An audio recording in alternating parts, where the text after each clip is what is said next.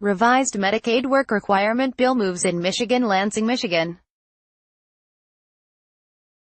AP, more than 500,000 able-bodied, non-elderly adults in Michigan's Medicaid expansion program would have to work or meet related requirements to keep qualifying for government health insurance under a revised bill that cleared a major legislative hurdle on Wednesday and is expected to become law. The Republican-controlled House voted 62-47, almost entirely along party lines, to advance the measure back to the GOP-led Senate, which could vote as soon as Thursday. If Gov. Rick Snyder signs it into law, as expected, then starting in 2020, adults age 18 to 62 would have to show workforce engagement averaging 80 hours a month, work, school, job or vocational training, an internship, substance abuse treatment or community service. Changes made to the Senate-passed bill on Wednesday would allow for 3 months of non-compliance in a 12-month period, scale back the work requirement from 29 hours a week, exclude traditional Medicaid beneficiaries from having to comply and let community service count as a qualifying activity for no more than 3 months in a year. The measure also would tweak rules for Healthy Michigan enrollees once they have been in the expansion program for 4 years. Snyder, a Republican, said last week that a deal was basically there, after he pushed for some changes. The goal of this was not to reduce costs. It was to find more workers. Our employers across the state don't have enough workers, said the bill's sponsor, Republican Sen. Mike Shirkey of Clark Lake. Democrats criticized the legislation. Medicaid is not a jobs program. It is not a work program. It is a healthcare program, said Rep. Yusuf Rabi of Ann Arbor, who said the insurance helps people struggling to find work or caring for family members. It is cruel and unusual in my opinion for an institution like this to be stripping healthcare from an estimated thousands of Michigan residents. Before voting, the GOP majority took the rare step of ending the floor debate after 2 Democrats and 1 Republican gave statements despite 6 other Democrats wanting to speak, as tensions remained high following the chamber's contentious vote to repeal Michigan's prevailing wage law.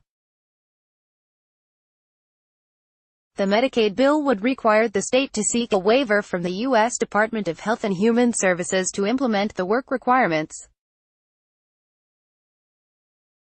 The nonpartisan House Fiscal Agency estimates 670,000 able-bodied adults are in the Medicaid expansion plan. About 130,000 would qualify for an exemption: pregnant women, people with disabilities or medical conditions, caretakers, those meeting a good cause, temporary exemption and recipients of state unemployment benefits.